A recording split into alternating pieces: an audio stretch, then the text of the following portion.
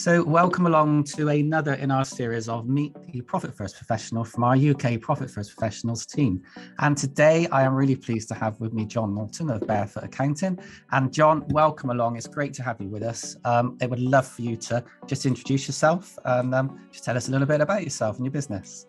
Oh, thanks, Tim. Well, my name's Jon from Barefoot Accounting. I founded it, about 8 years ago now. I think having had various jobs and roles from driving instructor to amateur musician and all this stuff, I kind of had to get a proper job and so became an accountant and went down that route. And eventually decided to set up my own practice. And I've just carried on building from that. So there's a small team of us now. We're based just outside Edinburgh. Fantastic. And just touching on your musical element, you've mentioned everybody's going to see the guitars behind you. I know when I've been on calls with you before, everybody mentions the guitars behind you. So should we just have a quick chat about the guitars? I believe you make them yourself. Am I right there? Yeah, that's why most of them don't work. So they're not on my fingers, so we're all right. But yeah, it's just one of those sort of hobby things that keeps me sane in between adding things up. And it's nice to have them around you, isn't it? To give you a sense of this is what I'm about. And it's not just, I'm an accountant, but it's nice to have that element of my life around me as well. Well, that's how I see it anyway. Yeah, I guess all business owners are sort of people as well. So we all have other hobbies and things. And so it's those things to do it. And it's not that I use as an excuse to turn, the garage into a man cave or anything like that. Of course. So let's get back to your business anyway. So we have to. So yeah, I'm sorry. Yeah. So you started as an accountant. You started your own business. And so how long ago was it you set up in business, and how long did it take you to kind of build the business up to the level you're at now, would you say? Oh dear, it's quite a long story, which I'll try and do in 2 minutes. We've got plenty of time. I'll try and give it 2 minutes. It goes back to actually working somewhere, the place burnt down, which was a really bad day at the office. And so it's planted that seed of running my own business. And I started trying to build it up. And I remember getting, my first client to be running as an accountant a day before I got a job offer. And we also had a child on the way. So you're like, right, I'm going to take the job offer. So I was one of those guys, and I know loads of people do fall into this camp of building up your own business while working full time. And I think that's actually more common than a lot of people know. I think running a business, especially building one from scratch, is hard work. And I think sometimes that gets overlooked because it's very easy to jump to the glossy side of it all.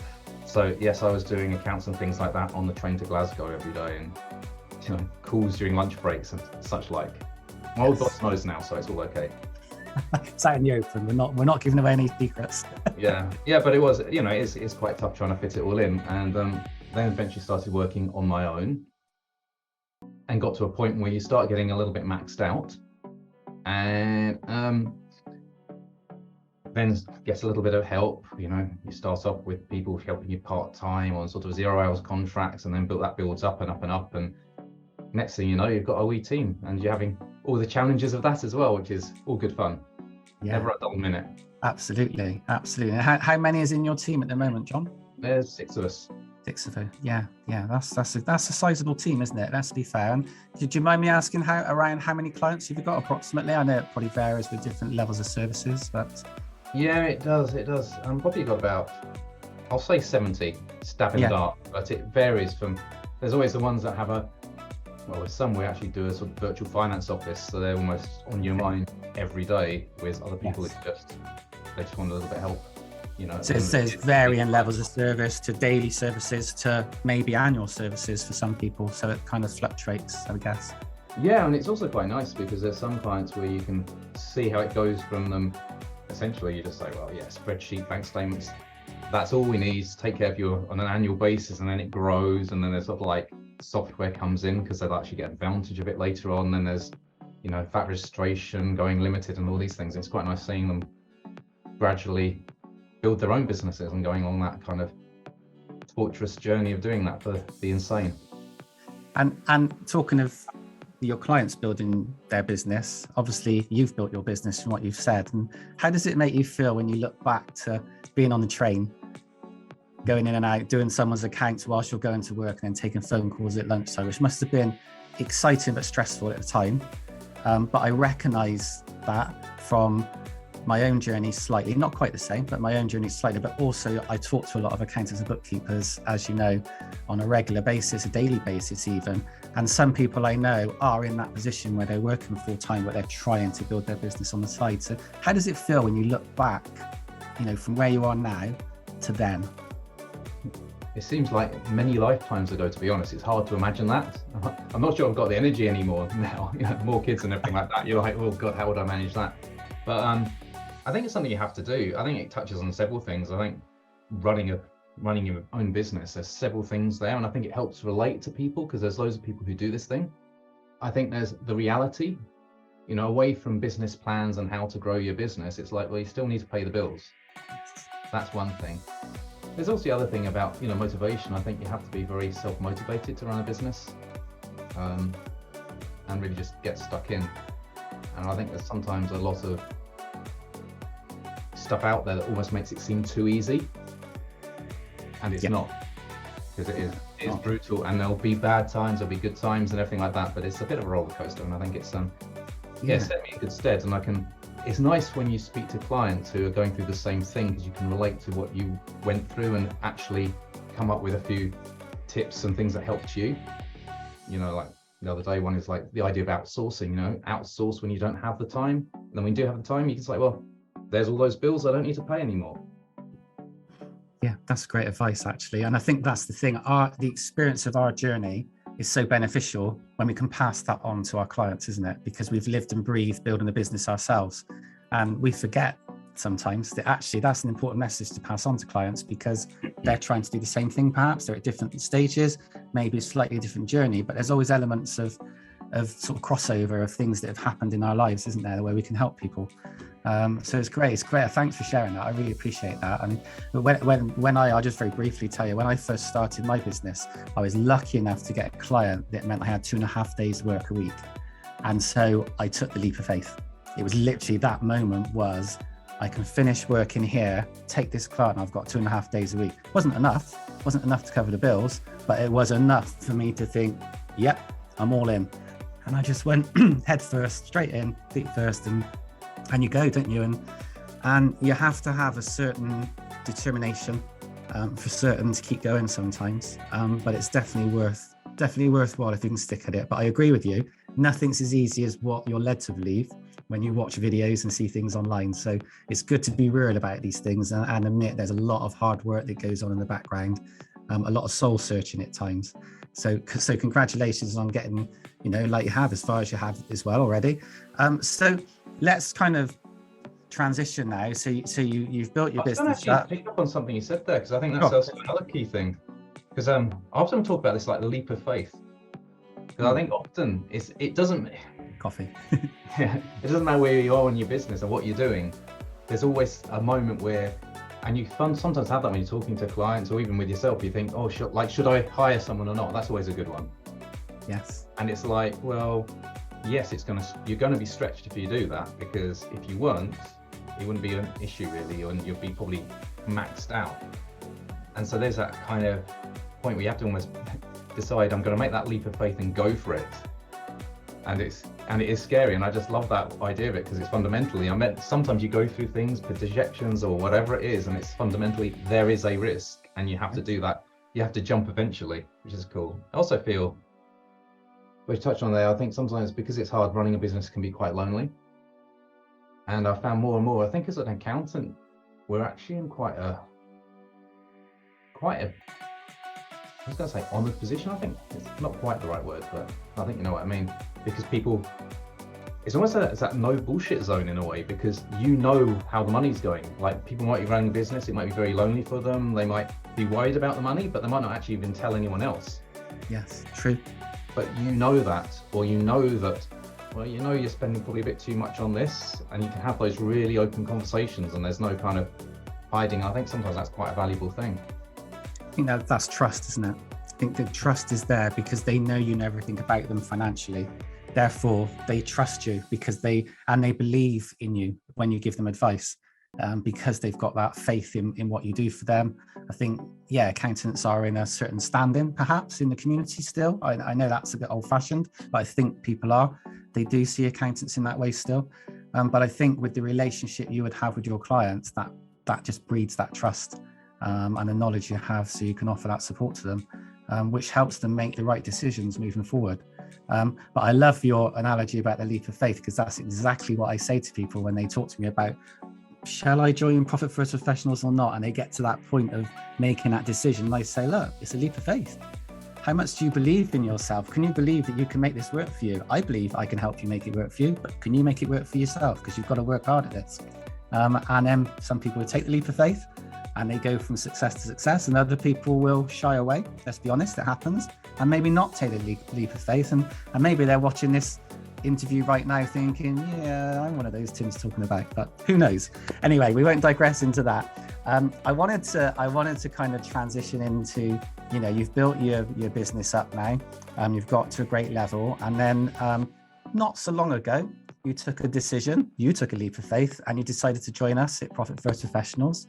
You've gone through and become a certified Profit First professional, and we're supporting you now as we move forward with your journey with the Profit First strategies, etc. So I'm just interested to understand what made you reach out to us at Profit First. What is it about Profit First that you like, and how is it you're going to use that in the best way for your clients? And I know you're already using it with some clients already. So yeah, if you want to just... Oh yeah, Profit First. Loaded question, sorry about that.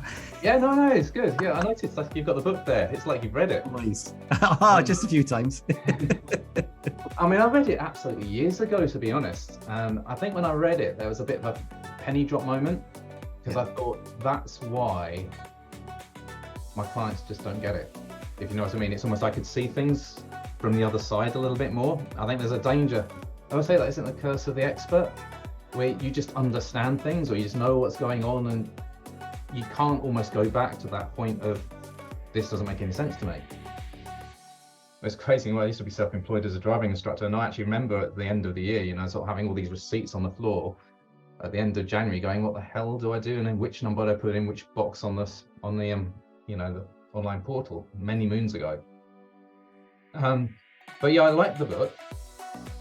And I took quite a few ideas from it at the time. This is many years ago. I think there wasn't a Profit First UK. And I think there were some things I liked. And I heard more in business and other people and even clients starting to use it. I think rather than what attracted me, there's probably bits that I didn't quite get or I didn't quite agree with necessarily. Yeah. And then I had a call with you, because I don't know, there's something, I think I got to the point in my business with more people involved. I had a little bit more time, and I always had this idea I wanted to support clients throughout the year. Like, it's not that high do, it sounds cheesy, but having more of an impact on people rather than just, here your accounts, see you next year. It's almost, can you spot problems? Can you actually help them understand what's going on? And I saw people trying to use Profit First, and in some ways they were getting confused by it. And, because they read the book, tried to apply it. Then I had a call with you. And what I quite liked, if I'm totally honest, I had, here are the things I don't like about this book. I love the general gist of it. Hope Mike's not in here, come around with a big, he's coming to the UK, isn't he? So I'll be in trouble then. But here were the bits I didn't like and why I had problems with it. And it was quite nice going through you and just seeing it more as a framework. Because let's face it, the book is yonks old. It's based in the US. I think things have moved on with direct debits and things like that. So times have changed. And it is fundamentally a book. It's never going to cover every eventuality. So, yeah, I spoke to you there and joined up. And I suppose from that point on, it's almost having that flexibility, saying, well, here's a framework. It's been tried and tested. And then thinking more flexibly about how do I apply it to individuals. And once I did that, it removed some of the noise from the system. I love the Einstein quote about make everything as simple as possible, but no simpler. And I felt at the core of it, it uses human behavior. And I think that is absolutely brilliant. And then going through it and using it in my own business, there's certain things. I always love the idea, and I've done this with clients, where if you've got a lot of money in a bank, say if you've got, say, I'll use the example, say 30k at the beginning of the month and then 29 at the end of the month, you don't even notice. But if you moved all that money somewhere else and you see you've got, say, 3k at the beginning of the month and then 2k at the end of the month, you start sweating, and it automatically starts kind of making you almost from an intuitive level understand your finance, and you can't get away from it because it's using that idea and putting a simple framework in place. And as part of going through the qualification for it, I had to find beta clients to experiment with, and the feedback I got from them, I knew it would work and I knew it was good, but I was not expecting people to say, quite literally, and as cheesy as it sounds, quite literally saying it was life-changing. And you're like, but this is only just starting, and it's like, oh my God, and you're getting that sort of reaction. And I could really see that it was helping people, and the questions people were asking, and then they're challenging the framework again. They're probably sort of like, from reading the book, what it says, like, oh, I'm not sure how that works. And then you sort of like make it fit how they're doing things already. So, just little tweaks here and there. And it's like, it's really rewarding. So that's a bit of a ramble. No, that's fantastic what you've just said. I mean, the fact that your beta clients have told you it's life-changing demonstrates the massive impact Profit First can have on businesses. And like you said, this is just the beginning for them. That, this is just the initial period that you've implemented Profit First with them, and you've started working with them on a regular basis. And we'll talk about how you serve your clients after this, but it demonstrates the impact you can have if you can implement Profit First in the best way possible for those clients. And like you alluded back to the original call we have, I remember that call was one of the best calls I've had with somebody who was interested in joining, because you asked all the questions that nobody asks on that call. And I love that, because you challenged stuff, and you wanted to understand how you could apply the principles in the right way to serve you and serve your clients. That would be the best way that you saw it. And that's the essence of Profit First, is the human behavior that you said. And the fact that, the Profit First book is a great book. It's not a textbook. It's not a model to follow an exact science from, is it? It's a strategy, and it's a way that we can use strategy to set up our clients in such a way that they can move money to different areas for different goals, for different targets, to achieve different things, because not everybody wants the same from their business.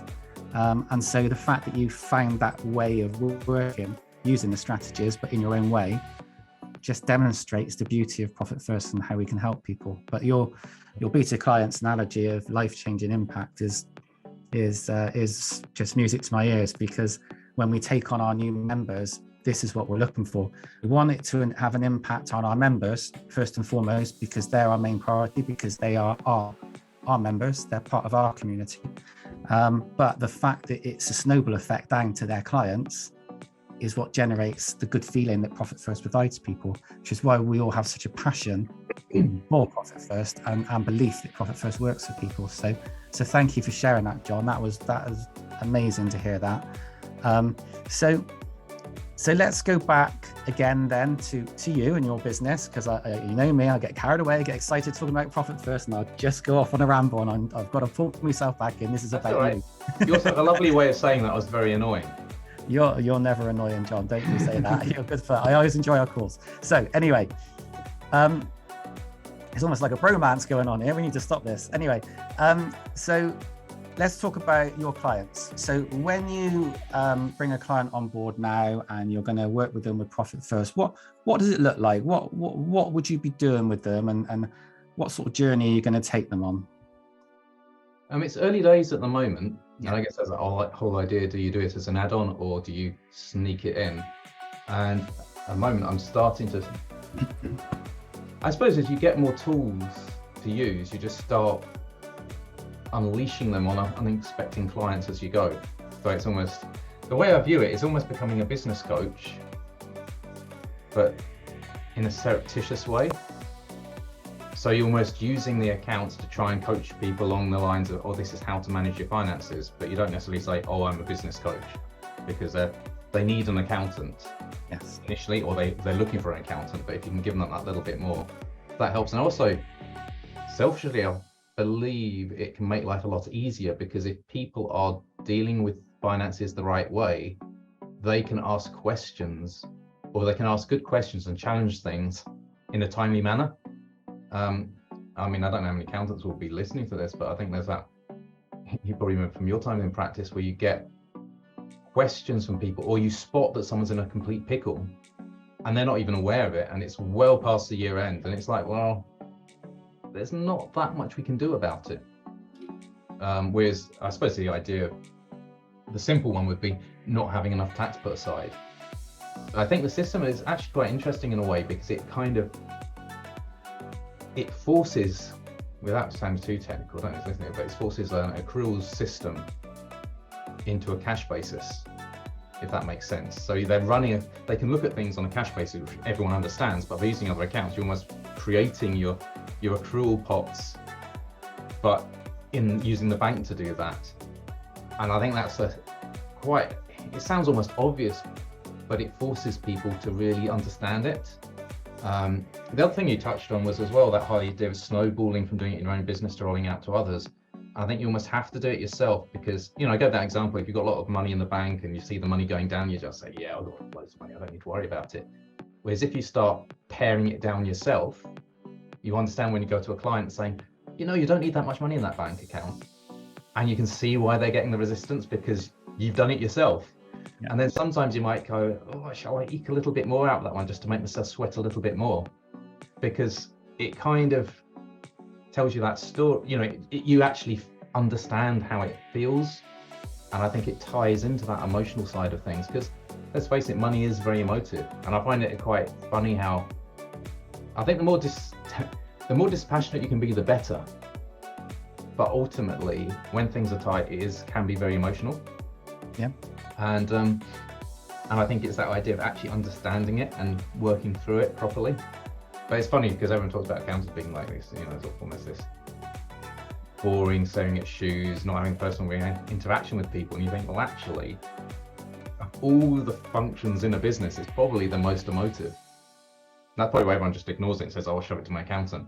That's it, management by abdication, as the E-Myth would say, which is not the way to go. It's avoidance, isn't it, that when that happens? It's because you know you don't want to know the answer to the question that you already know, is that you haven't got enough money set aside for your tax bills, so you kind of avoid it, push it to one side, and eventually you give it to your accountant and you know what's coming. And that's the reactiveness, isn't it, of the normal everyday accountant's life. Whereas from the profit first professional accountant's way of life, it's completely the other way. It's completely proactive, because we're always looking ahead and planning ahead with the client's money to make sure that they aren't in that situation come the end of the year or come the end of the quarter for their VAT.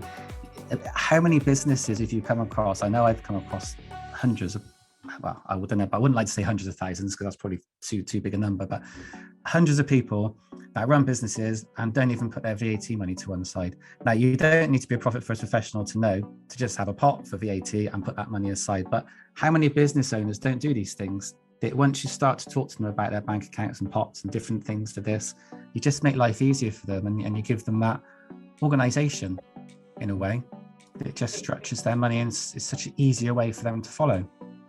I'm also seeing it as being a bit of a warning system as well, because you can see when there's a problem, because you like go, why are these pots going there, or why isn't my profit pot growing?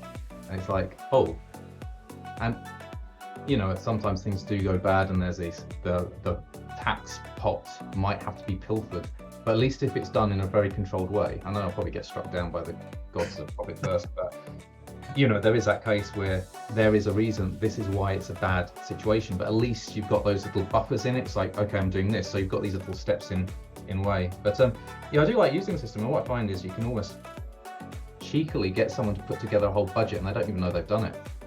It's like quite nice, because if you went to someone and said, right, you've got to do a budget, they'll probably be like, no, I don't.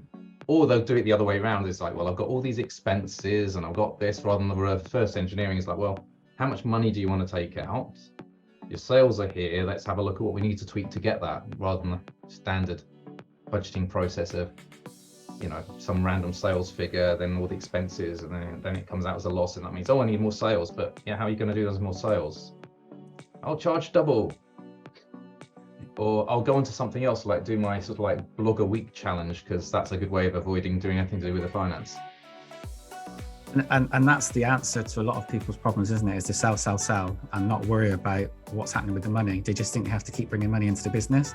And yet sometimes, you have to bring money into business, obviously. Without income coming in, profit first isn't going to work for anyone. So there needs to be a viable amount of sales income coming in. Obviously, that's areas where some profit first professionals can help their business owners as well, their business clients.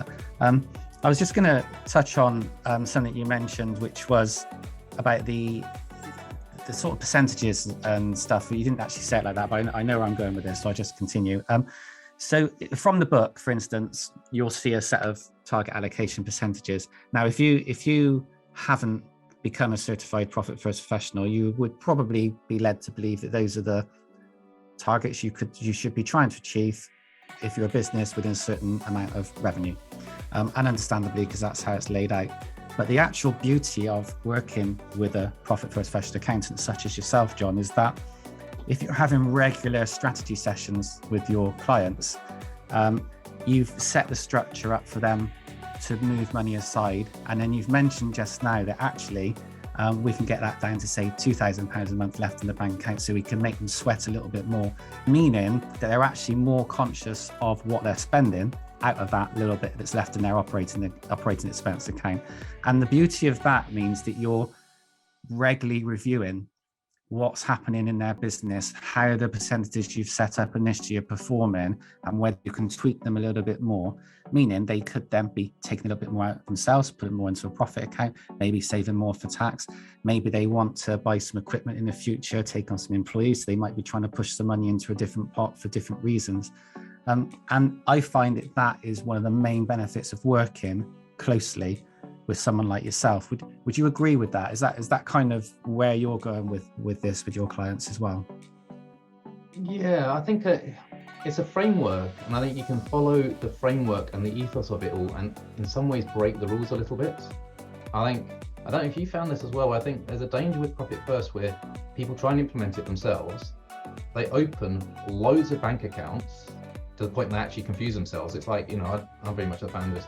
Open one, then open another one. I think some bank accounts make it almost, let's say, too easy to open different accounts, and then people get in a mess and they've shoved it here, and then they're worrying too much about these percentages, and it all goes a little bit cockeyed.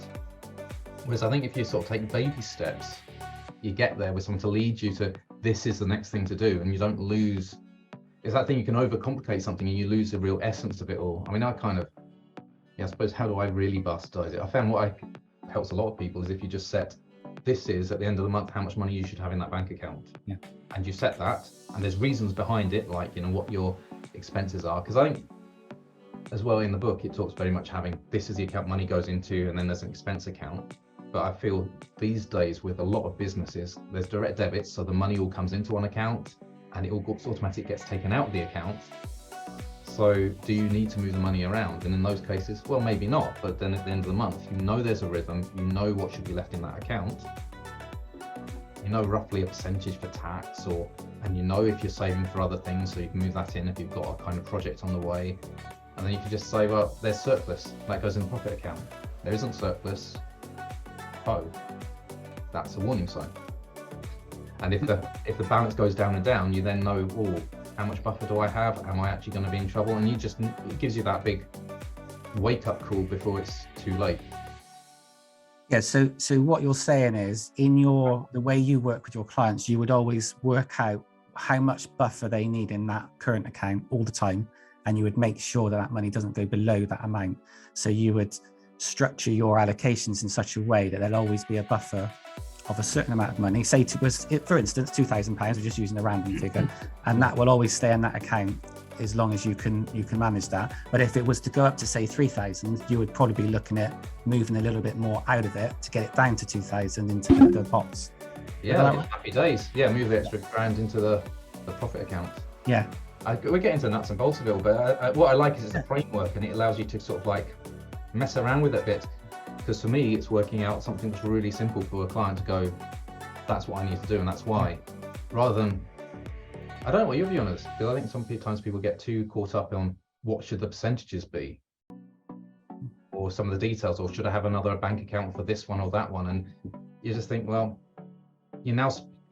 it's almost spending too much time thinking about it rather than this should be a simple process where you just go, oh, that's what I do. It shouldn't be a big, because I suppose the harder work it is, the more a barrier it is. And I suppose it'll be different for everyone. Maybe if people like the percentages, do it. If someone finds, oh, but I'm not quite sure about that, I'm not confident about this, it's like, okay, if you have this much in this bank account, that will cover all your expenses for a couple of months. Yeah. You happy with that? Yeah. Okay. Don't have any more than that in that bank account. You know, this much for your tax, rest into the profit account, you're laughing. And so to my mind, it's really simplifying it to help. And I guess that's what, ultimately, I'll say that's how the book was written, was to get people to help them understand their financial management without it being a big headache. Yes.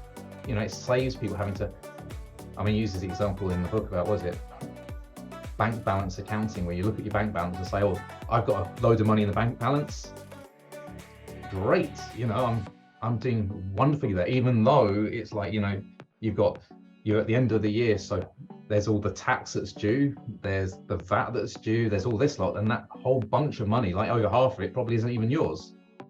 But it just seems like a big amount. So I like the way it forces that mentality change by shifting it out and, you know, forcing people to actually understand what's going on, but doing it in a simple way without the idea, okay, now I've got to go and print off my profit and loss, my balance sheet, have a look at the cash flow to then come up with a simple answer. It's almost like you come up with a system. So you look at what's in my main bank account. Oh, that's how my business is doing. What's in my profit account? Oh, that seems to be going up. I must be doing really well. You know, easy. It's just getting there. So I think it's nice holding someone by the hand and just giving them this is the next step so that they can. And that's something I love about it. And I don't know if you found this, when you talk to people when they start implementing it, you have almost a different level of conversation about their finances. It's almost they go from someone who's just trying to avoid it or scared about it to almost just really owning it. Just like they understand what's happening, or they go, oh yeah, I've got a bit of a problem up in a few months because of this, but here are the things I can do about it. And you're like, oh my God, you've transformed. Brilliant. They're self-managing it themselves, but they're running it by you because they still want that confidence that what they're doing is the right things, I guess. But because it is a simple strategy and a simple process, they're able to almost manage it, but they need that support still of someone to be able to oversee it and make sure everything's moving right, and also make the tweaks they're not going to make, because they would probably just carry on doing what you've told them to do forever and ever and ever. But at least you're able to give them that extra knowledge as we move forward on what they're searching to do next. What's your next objective? How can we help you get there? How can we structure your money slightly differently to move you forward? Oh dear, we've had a bit of a hiccup, we've lost a bit of income, we've lost a customer. Okay, so let's get you through this moment, because let's be honest, these things happen in business. Not everything's always going upwards. Sometimes we lose some revenue. How do we overcome that obstacle? We deal with that in our strategy session that we have, and then we talk about it and we find a way around it and we plan to overcome this. And if that means tweaking things again, we tweak things, because it's the real world, isn't it? The things happen in the real world out of our control, but Profit First gives you the means to cover off these problems and to improve things when we want to go forwards as well. So it sounds like you've got a really great way of working with your clients. I really love what you're doing. So what are the type of clients that you have, or what are the type of people that you prefer to work with, if there is any? I mean, it could be completely general, but I'm going to ask you anyway. Yeah. I've got quite a mixed bag, to be honest. I think you always... It's a funny question. I think for me, it's more about the fit. Yeah. That's a little bit more harder to say, because it could be if they want to get involved in the business and understand what's happening, we can really help them and take them through that. I mean, and I guess as well, there's quite a few people in Profit First, so that all of us will have a different take on it. So there probably is a case of, yeah, I like that guy's take on it and how he wants to implement it or how he operates. So I think there's that case of finding the right people who just, the right fit you get on with well. I mean, I've got a lot of service-based clients, but then I've got lots of bigger clients as well. I've got a whole really mixed bag, to be honest, which I quite like. I quite like having that variety. I think it's also quite good because it's touching on what you said before about how things change, because there's almost the advice you'd give someone where they're starting out with other challenges, where it's almost like, but there is no profit. And it's like, yeah, you're right. So that's just how it works, but you still need to, you know, you can still use the framework, and perhaps it's even more important then. So when clients get bigger or they've got VAT and such like, so it's almost there's different stages. And it's quite nice being able to say to someone, you can always shelf them because I don't need to know about any of this stuff. I think that's why there's a problem with a book with a system like this, because, you know, you could put the appendix for VAT registered companies, but then, well, what VAT scheme is it? Are you monthly? Are you quarterly? Are you this, that, and the other?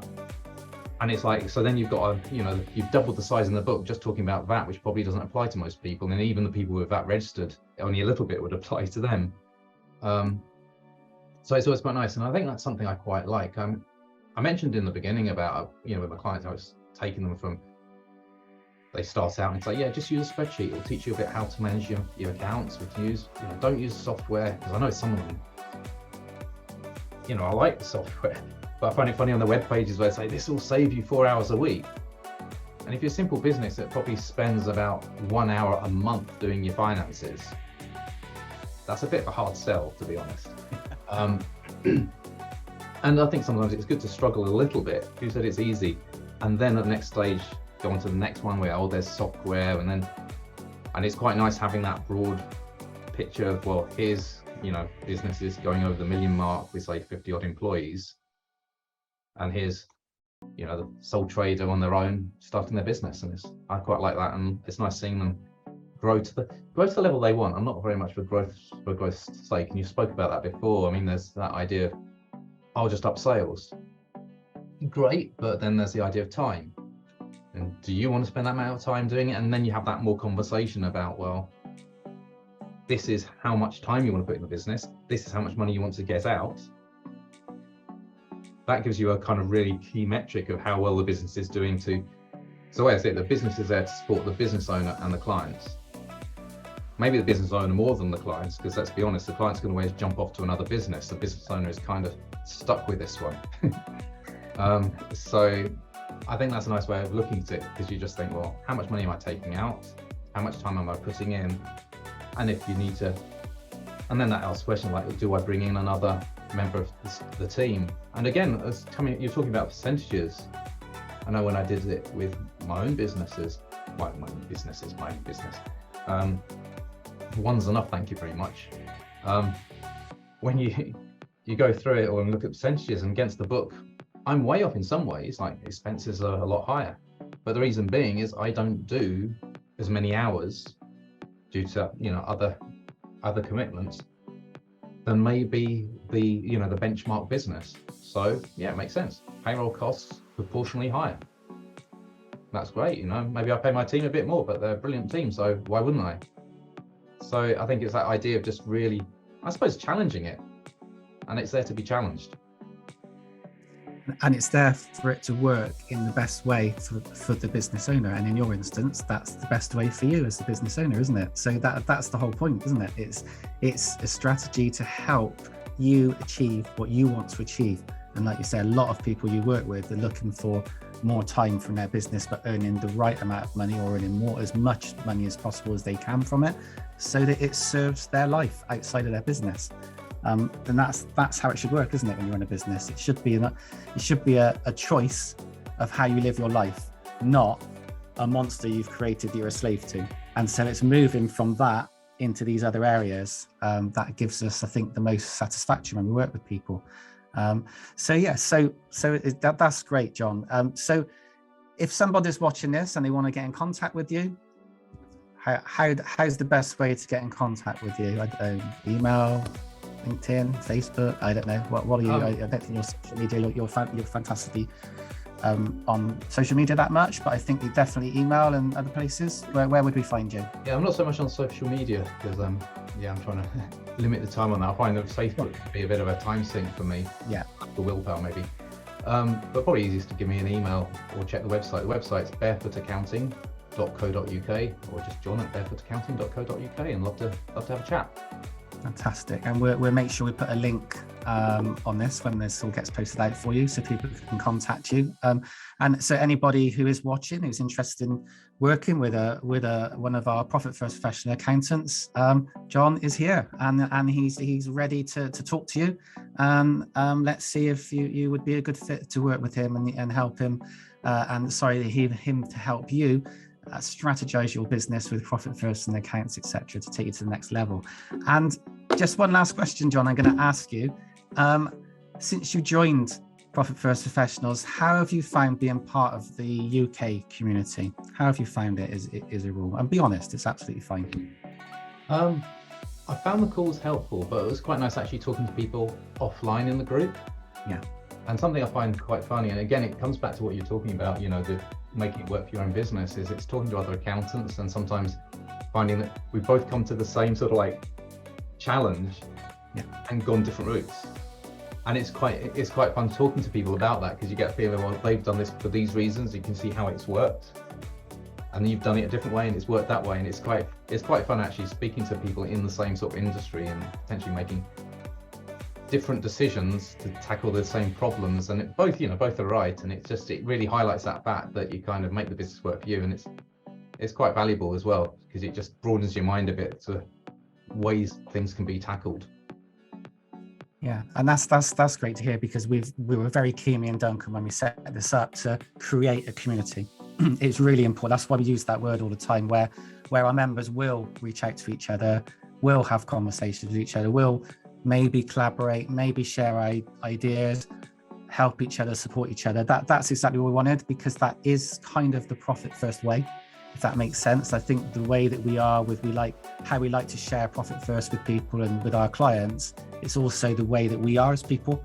So it's really, really great to hear your feedback on that. So thanks for sharing that. And well, this has been fantastic. I've really enjoyed this call, Jon. I hope you have too. It'd be great to see this out there soon, which it will be. And anybody wants to talk to Jon, you know how to get in contact with him. And we'll be seeing you very soon on another one of our Meet the Profit First Professional interviews. Thank you, Jon. Thanks. Bye.